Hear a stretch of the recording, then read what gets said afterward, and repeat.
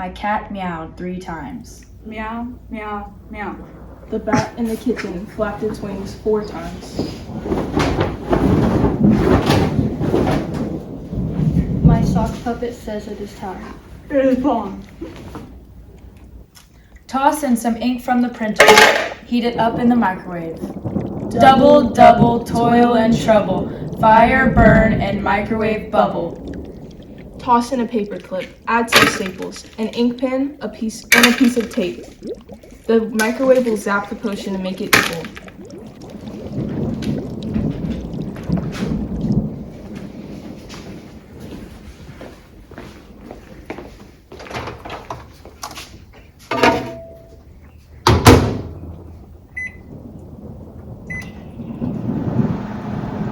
Double, double, toil and trouble. Fire, burn, and microwave bubble.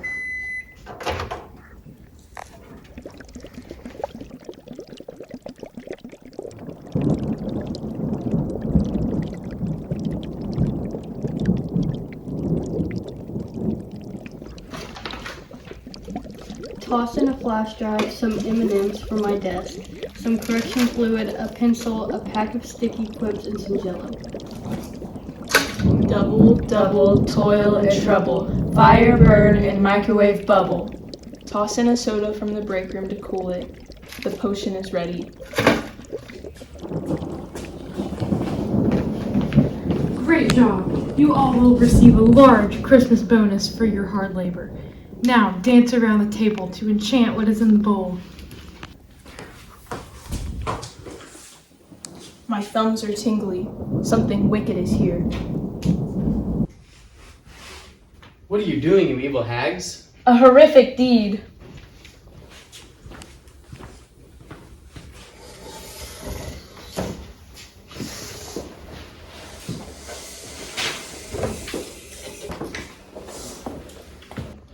In the name of wherever you get your power, answer me. If you have to let loose harsh winds, smash ships so they sink in the sea, beat down on cornfields and trees, even if homes come crashing down and crush the people within, mix the seeds of nature together, or make destruction itself sick, do it. Speak. Ask. We will tell. Would you like us or the corporate spirits to tell you? I want to see the corporate spirits. Toss in some water from the water cooler and the orange juice from the Sabre canteens. Come, spirits, show your intentions. Tell me, spirit. He knows what you're thinking. Listen, but don't reply. McDwight, McDwight, McDwight. Beware, McDwight. Beware the top salesman at Staples. Let me depart. That's all right. Thank you, whoever you are. You said my exact fear. You can't order him around. He's another ghost, more powerful than the first. McDwight, McDwight, McDwight. If I had another ear, I would hear you. Be bloody, bold, and decisive. Go ahead and sell paper, Jim. I'm not afraid of you. But to be sure, I'll get you fired anyway. I'll prove my fearlessness and sleep soundly. Listen, but don't reply. Be as brave and thorough as Walker. Don't worry about your subordinates at Dunder Mifflin. You won't be defeated until Burnham Wood itself comes up. Dunstane Hill to mark on your castle. That won't happen. You cannot command a dead printer to spit out its paper. You spirits cannot rise until freshly inked paper arises. Regional manager McDwight will live out his life, breathing until his time comes. But tell me, if you can, will Ryan Poe's descendants ever run this branch? Don't ask anything more. Answer me. If you deny me, I will eternally curse you. Why is the microwave shaking the walls? And what is that strange noise? Show him. Show him. Show him. Show him and make his heart grieve. You look just like Ryan Poe. Your mug is blinding me. Your hair, shiny as the mug you hold, is just like the first one's. You look just like Ryan Poe. You were just like the others. You look just like Ryan Crow. Filthy hags, why do you show me these things? A fourth ghost? My eyes are coming out of their sockets. Does Ryan Crow's line of kings go on until doomsday? Is it true? Yes, it is. Why does McDwight look so shocked? Come, witches, let's cheer him up. Show him the very best we have to offer. I'll put a spell on the air to make the music while you perform a mystical dance. Then the corporate wishes will say, "We fulfilled our duties and welcomed him properly."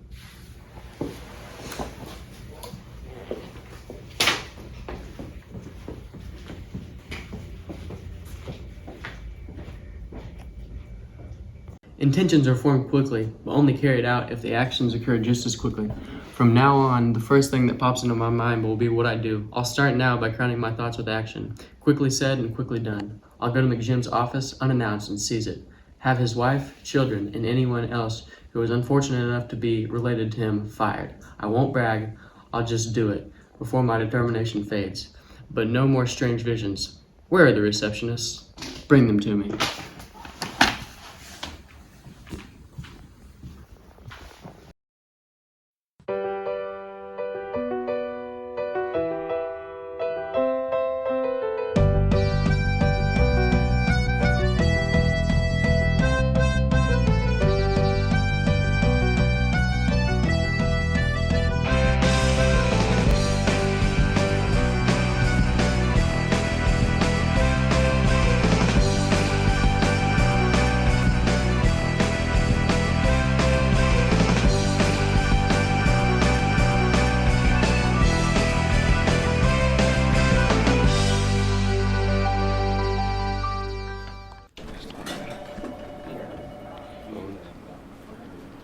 What did my husband do to flee Dunder Mifflin? You have to be patient, man.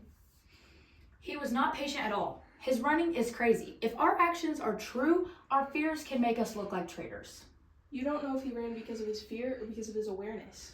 How was it wise for him to leave his wife, his kids, his house, his titles in a place that he left? He doesn't love us at all.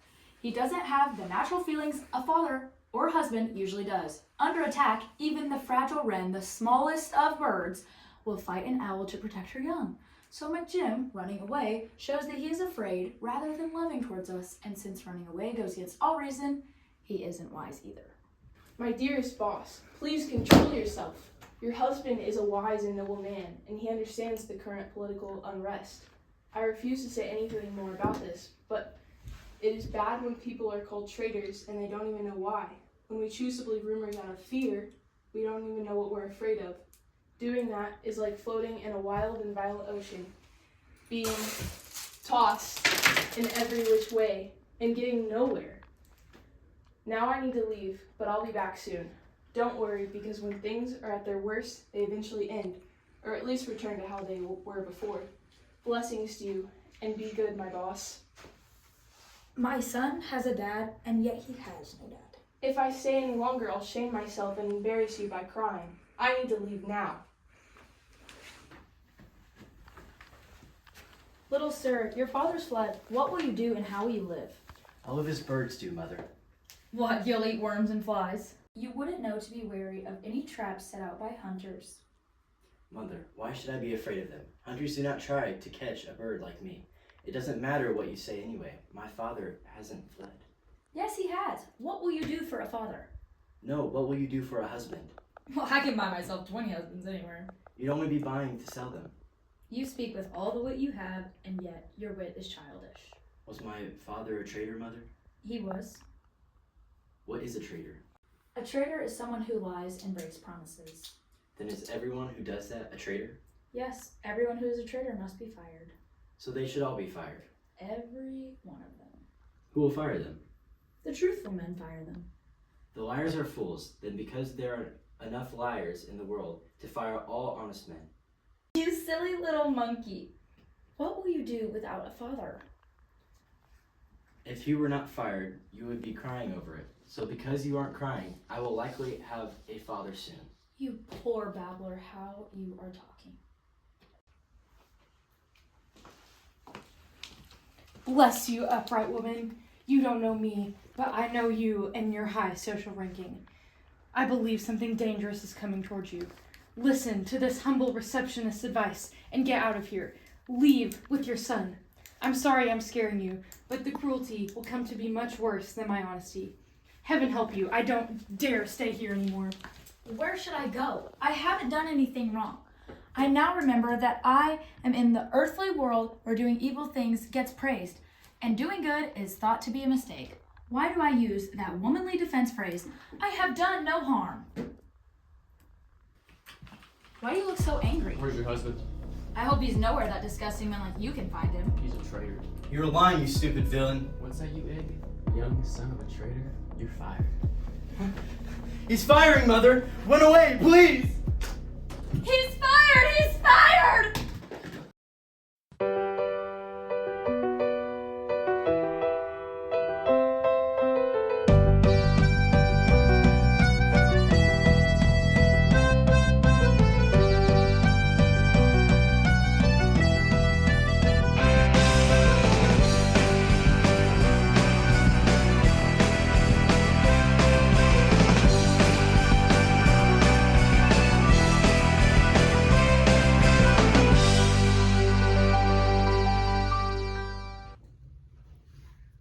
Let's find a private, shady place to go cry our hearts out. Let us hold tight to our staplers and defend our falling branch instead.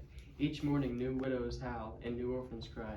New sorrows go to heaven so that heaven echoes with screams and feels Scranton's pain. I will avenge what I think is wrong. I'll also believe what I know is true, and when it's the right time, I'll fix whatever I can. What you've told me may be true. This tyrant, whose name is so terrible that even saying it blisters your tongue, was once thought of as honest. You and he were great friends. He's done nothing to harm you yet.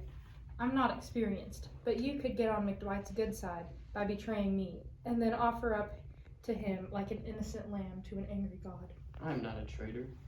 But McDwight is. Even as someone with a good nature may give in to the command of the king, I still beg your pardon. My fears don't change what you really are. Angels are still bright, even though Lucifer fell from heaven. Even though everything evil tries to be disguised as good, good must also continue to look good. I have no hope. Maybe you lost your hope in the same place I found my suspicion of you. Why did you leave your wife and child behind, the most valuable things in your life that love should motivate you to protect, in that dangerous place without even saying goodbye? I beg you, don't take my suspicious of you as an insult. I just need to protect myself. You can be truly honest, no matter what I think. Bleed, bleed, poor country. Evil tyrant, be comfortable where you are, because good people are scared to confront you. Enjoy what you have stolen, because your title is safe. Goodbye, my lord. I would not be the villain you think I am, even if I were offered Macbeth's office and all the riches of the East, too. Don't be offended. It's not that I don't trust you. I agree that this office is sinking under McDwight's tyranny. The company cries. It bleeds, and each day a new injury is added to her wounds. I think that many men would fight for me, too, if I returned to claim the big office. And corporate has promised to give me new workers.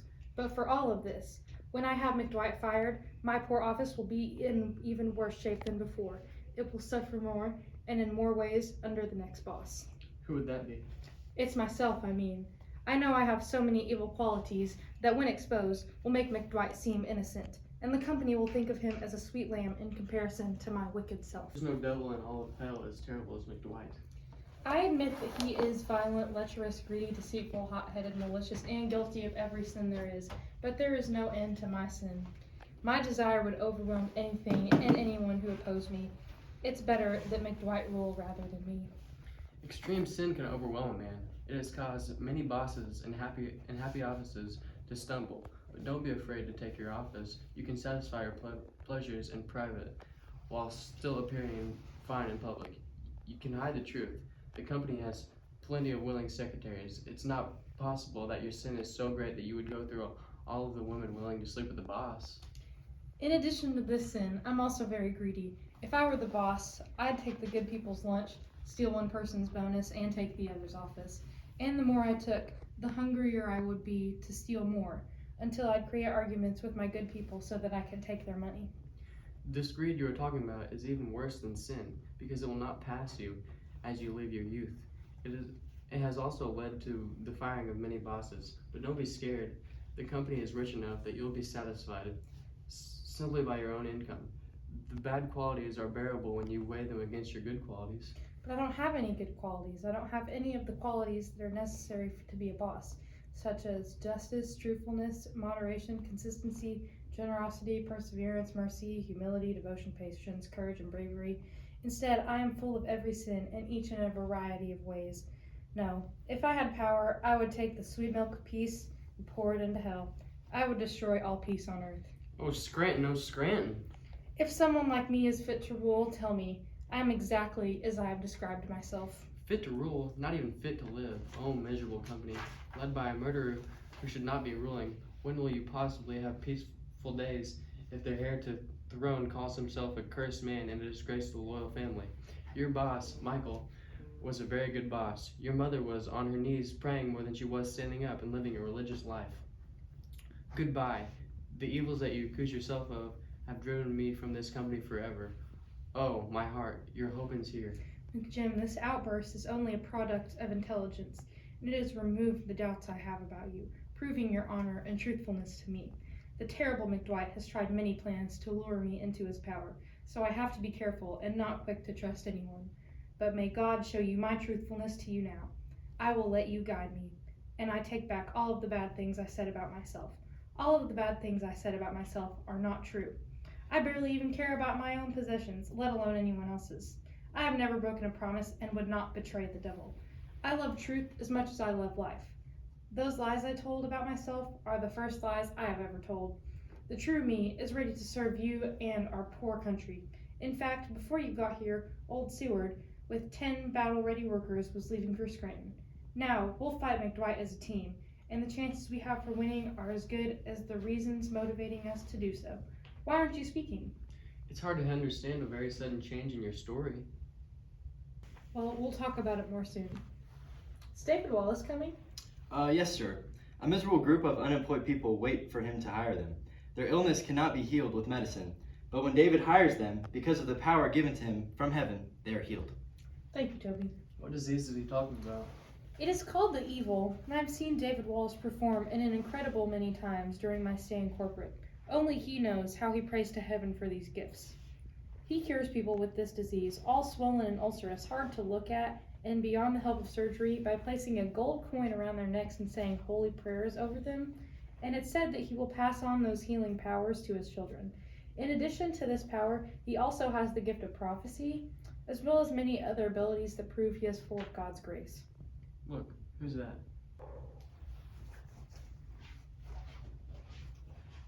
He is from Scranton, but I don't know him very well.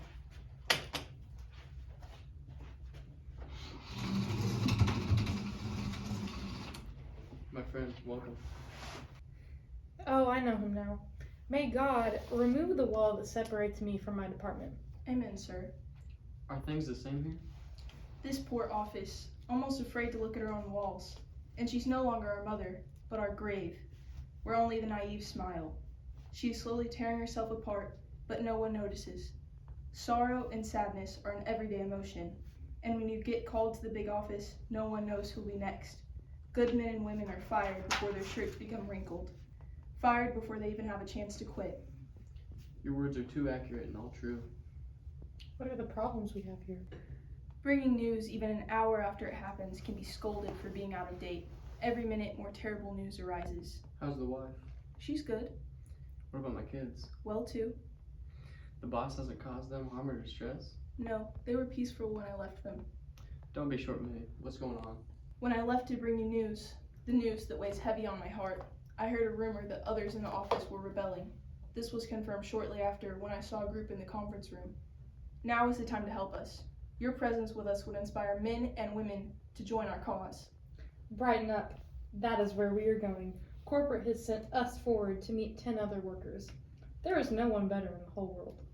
I wish I could reply with comforting news, but my news should be whispered in a dark closet for no one to hear. What's this about? The general suffering of the office, or is it sadness only for one man to carry? No good person could hear this news and his heart not be saddened, but most of the goodness belongs to you. If it's mine to know, don't keep it from me. Quickly tell me. Please forgive me for telling you the worst news you've ever heard. Oh, I can't guess what it is. Sir, your office was taken over. Your wife, kids, and assistants were all brutally fired. If I were to describe it anymore, we might as well put your body on top of theirs. Great heavens, come on, man! Don't hide your grief, let it all out. Put your feelings into words, you can't hold it all in. If you do, they will break your heart even more. My children, too. Your wife, your children, assistance, and anyone else they could find. And I wasn't there? Was my wife fired too? I already said that. Get some comfort. Getting revenge will get rid of these awful feelings that fill your body. He has no children, all my precious ones. Did you say all? All my beautiful children? And their mother too, all fired in one terrible day? Fight like a man. I will, but I must also feel like a man. I cannot help but think of what was taken from me, the things I hold closest to my heart. How did heaven watch this happen and try not to save my family? Stupid McDwight. They were all fired because of him. They were fired not for their sins, but for my own. Let them rest in heaven. Use these feelings to sharpen your mind. Turn your sadness into anger. Don't calm your spirit, but let it bubble with rage. I'm on the verge of tears, but come on, cut our wedding short. Put me face to face with the devil of Scranton. Put him a stable's length away from me. If he escapes, may heaven forgive him as well as me. Now you're starting to sound like a man. Hurry up, let's get to the boss. The army is ready and all we have to do is leave. McDwight is ready to be overthrown, and God will make us his weapons. Take courage if you can. Tomorrow will come quicker than you think.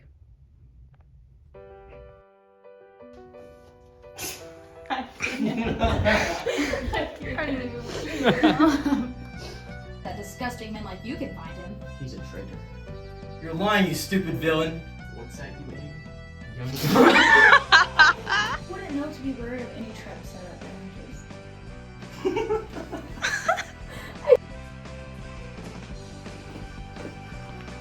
Great job. You all will receive a large Christmas bonus for your hard labor. Now, dance around the table to enchant what is in the bowl.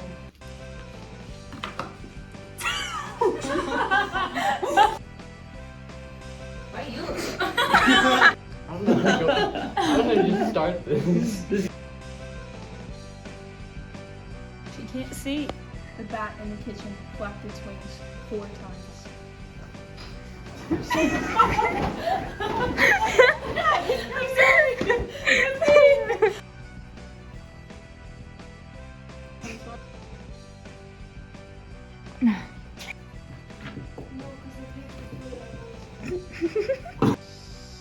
Sure. Your office. I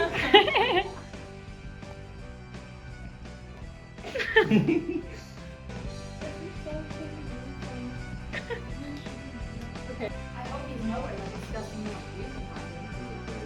You're lying, you Jeez!